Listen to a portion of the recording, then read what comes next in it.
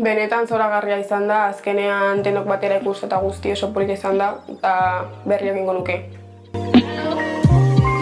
Taldearen argazkia egitea, azkenean betaurrekoekin eta guzti ikustea beste batzu eta oso polita izan da, eta dibergarria. Taldeka lan egitea eta hori kolaxak egitea eta guzti, oso polita. Kolaxak azkenean argazki batzuk erakutsi ziguten eta guk moztu egin genuen eta guzti eta hori, pegatzen. Museum Laben museoa laborategi bihurtzen da, hitzak esaten duen bezala laborategi bihurtzen da. Eta orduan gertatzen zaiguna da, ikertzeko gune bat sortzen dela, esperimentazio gune bat, eta taldean aritzeko baita ere. Ez bakarrik gu museoa, baizik eta ikasleak ere, barne hartzen dituen proiektua da, artista ere gainera jartzen dugu hor, erdian. Helburu zuzena da, museoa laborategi bihurtzen da, baina ez da laborategi bihurtzen museoan bertan, baizik eta azken finen gure helburua da museoa eskolara hurbiltzea, ez gelara.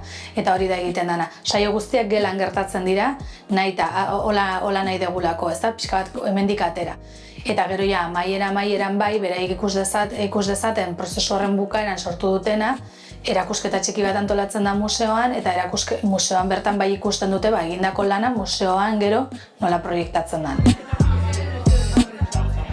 Bigarren edizioa da, asmoa 2 urtean behin egitea da, eta Eusko Jaurlaritzak diru laguntzen duen proiektua da. Oraingo honetan, ipini dugun artista Satxa Jauregi izan da, eta hasiera-hasieratik erabaki izan helburuetan hori zegoelako gure bilduma pixka bat arakatzea, astintzea eta hor aritzea, ezta? Orduan museotik lan bat egin genuen, Satxak ere, baina gero ikasleak beraiek ere baita gure bilduma pixka bat ezagutu, argazkiak, multimedia artxiboak eta hortik abituta sortu zen proiektua. Hori arte aukeratzen dugu, Lasarten dagoen instituto bada, Lasarteren kanpokaldean, eta Añorgak Lasarterekin ere beti harremana izan duelako eta gertutasunaren-gatik. Gainera, ez da lehenengo aldia. Orain dela 2 urte beraiekin egin genuen ere, eta beste zenbait proiektu aurkeztu izan dizkiegunean beraiekin egiteko, beti prestutasun handia erakusten dute. Orduan horrek ere laguntzen du gero beraiengana jotzeko gogo horrek. Proiektoran ontarako erabili dugu prozesua izan da abiatu gea museoko artxibotik, auzoko artxibotik, eta hor identifikatu dira argazki batzuk, giza gorputza azaltzen zianak, gehien bat, keinuren bat, mugimenduren bat egiten zeuden argazkiak, eta orduan argazki horietatik abiatuta ikaslei proposatu zitzaien lehenengo klasean kolax batzuk egitea.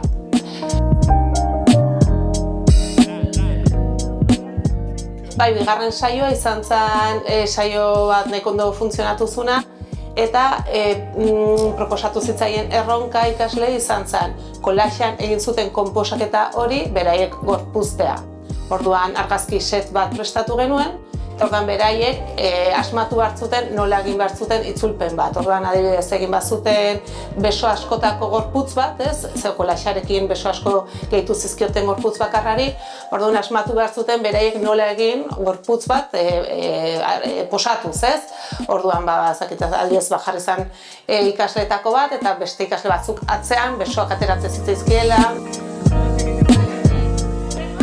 Orduan gero, ideia zen hortik abiatuta, egin genuen argazki saio hori, nahi genuen hor aterazian formak, bat eskalan, gutxi gora bera, forma plano batean bilakatu, forma plano beltz batean, eta orduan ingeradak identifikatu zian, argazki saio horietatikan, eta proiektatu egin zian kartoiaren gainean. Orduan zeuden beraiek, beraien buruaren edo beraien poseen ingeradak delimitatzen, ingerada horiek gero moztu zian, beltzez margatu zian, orduan 3. saiorako zeuden beraiek eta zeuden beraien hitzak.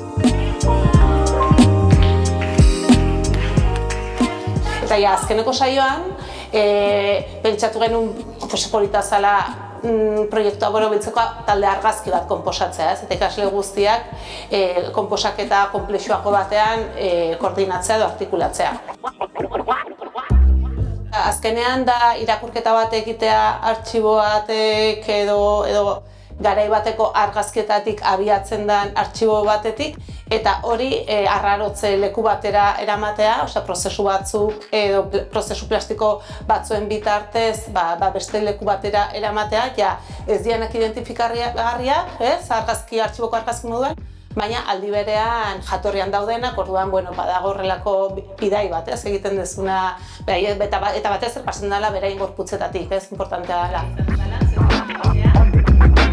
Azkenean bada tailerrean egin denaren erregistroa, argazki orokorra, hemen ampliatuta daukagula, azken saioan egin genuna, pixkat hobeto ikusten dela, azaltzen dela iruditan zer dan egin genuena. Eta gero, sortutako material horretatik abiatuta, egin dugu ere beste egitura hau, pixkat gogorazten dula, jatorrizko momentu hori nun ikasleak topatu ziren, argazki gora izen moztu zati horiekin mahai gainean,